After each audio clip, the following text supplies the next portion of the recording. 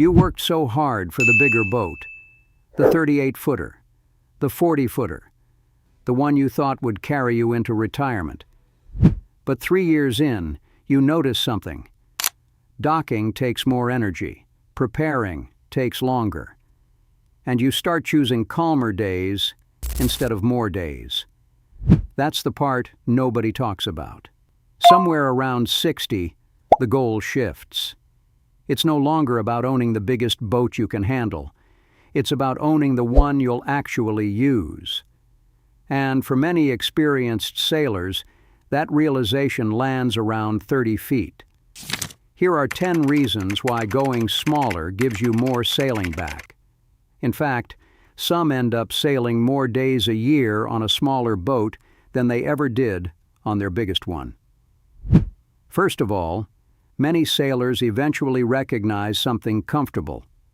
The smaller the boat, the less it demands to be justified. A large boat almost insists on long passages, careful planning, constant use, especially when it represents decades of savings and hard work. You feel like you should be out there more. But the statistics reflect it. Among people who say, "I'm going off forever," or "I'm going around the world," the rate drops to less than 20%. When life intervenes, family matters, shifting priorities, that quiet sense of guilt creeps in. Downsizing to a 30-footer becomes a quiet but powerful solution. It's not giving up on the dream. It's removing the pressure. A smaller boat fits into retirement instead of dominating it, allowing you to sail on a beautiful afternoon without feeling you've wasted untapped potential. So, have you ever considered downsizing? What's holding you back or pushing you toward it? And next, for some, downsizing simply means one thing. They go out more. Walk along most coastlines, and you'll notice it. The boats heading out on an ordinary weekday are often smaller, and the person at the helm is usually retired or well past 60. A larger boat turns every outing into a production. System checks, pumps, rig inspections, cleaning and restocking. It can take hours just to feel ready, and sometimes that effort alone discourages the trip. On a 30-footer, the rhythm changes. Fewer systems, faster checks. Hoist and go. I've ever read of someone with a big boat wishing they had a smaller boat was once their cruising was over and they were older. Instead of a few major trips a year, many sailors find themselves sailing several times a week whenever the weather cooperates. Third, it's often a way out of the constant repair and maintain loop that larger boats create. For many owners of 40 to 50-foot boats, the pattern becomes predictable. More hull to sand, more systems to service. Haul-outs require yard time, invoices grow, and what should take weeks can quietly consume an entire season. Then the boat sits, and the longer it sits, the more issues appear, and the cycle starts again. Downsizing often breaks that loop. On a well-kept 30-footer, there are simply fewer systems to chase, fewer surprises hiding behind panels. Owners frequently find they spend less time fixing and more time actually sailing. Parts are easier to source. Jobs are manageable without turning into full projects. And that shift matters. Because in the end, sailing is supposed to be the main event, not the maintenance schedule. If these reflections resonate with you, consider subscribing. This channel is about thoughtful sailing decisions. And reason number 4, many older sailors realize sailing feels alive again. Not everything improves by getting bigger. Step onto a well-balanced 30-footer after years on a heavier boat, and you notice it immediately. The helm is lighter. Small shifts in wind matter. You hear the change along the hull. You feel the swell pass beneath you. When you tack, there's precision, not just momentum. Larger boats are steady and comfortable. but that stability can filter out feedback.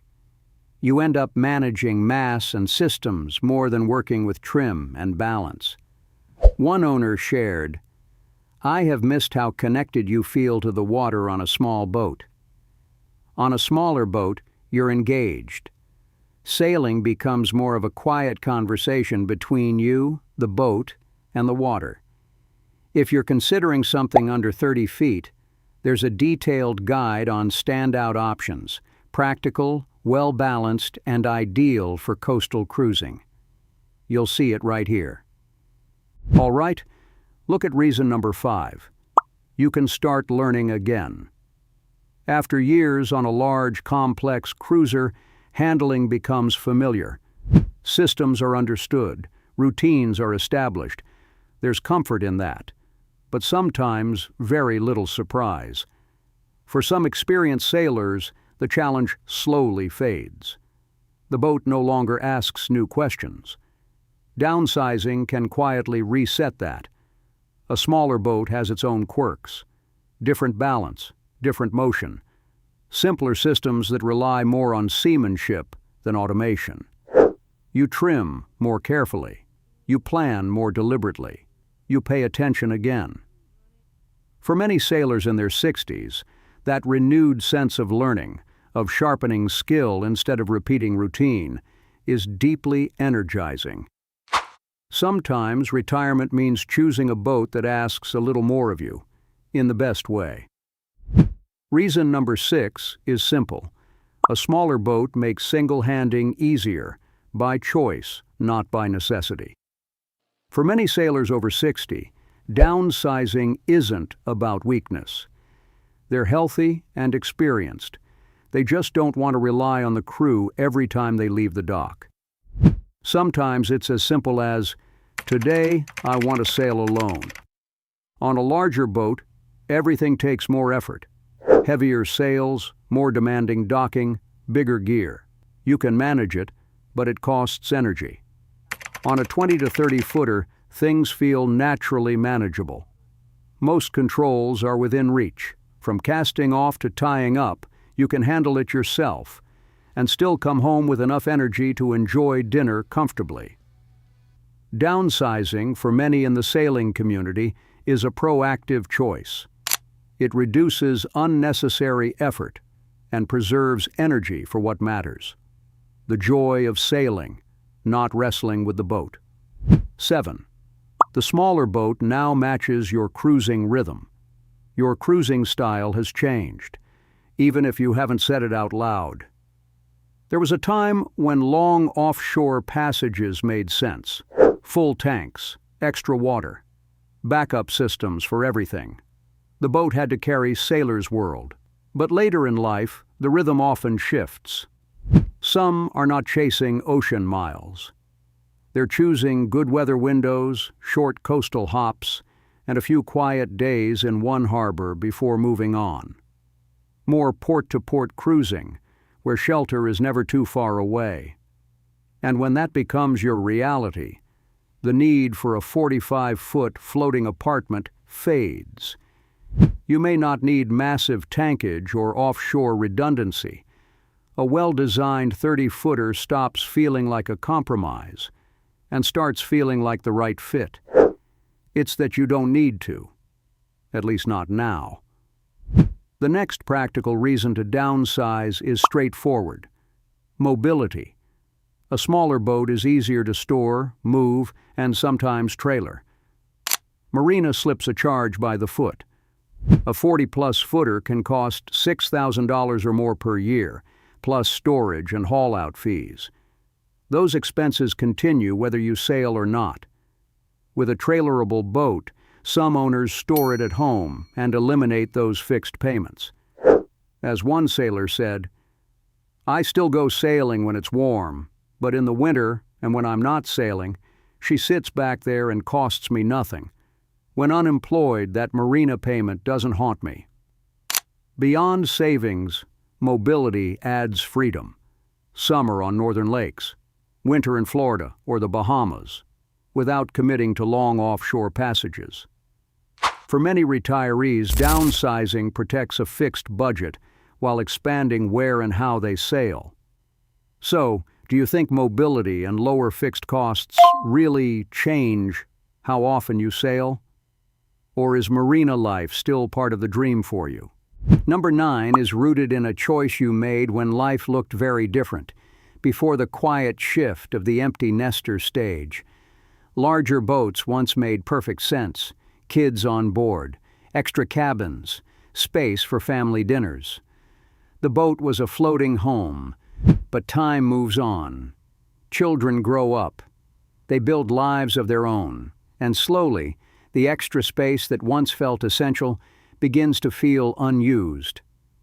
For many couples, the boat that once fit a family now feels oversized and unnecessary. So they downsize, not as a retreat, but as a recalibration. A well-designed boat under 30 feet is often more than enough. A comfortable cockpit for 2, a simple galley, a small berth for visiting grandchildren. Don't think it's giving up. It's right-sizing for the life you're actually living now. And finally, downsizing protects your boat's value before the market shifts. There's a factor few sailors mention openly: market risk. Many older 40-foot production cruisers are facing downward pressure as more retiring owners list their boats. Inventory grows. Listings sit longer. Buyers become selective. Insurance tightens. Costs rise. As several recent market reports have summarized a new trend, there's now a clear divide between boats that are ready to sail and boats that need excuses. In uncertain conditions, larger boats are often hit first and hardest. Smaller boats tend to hold steadier demand. They're more affordable, easier to insure, and easier to sell. There's always someone looking for a manageable coastal cruiser. For some owners, downsizing isn't just lifestyle, it's risk management. Sell while the value is still there. Reduce exposure. Protect retirement savings. In the end, downsizing isn't about stepping back. It's about stepping closer to the kind of sailing that fits your life now. For some, it's simplicity. For others, freedom. For many, it's rediscovering the feeling that made them fall in love with sailing in the first place. If this topic resonates, there's a related video that goes deeper. The link is on your screen now.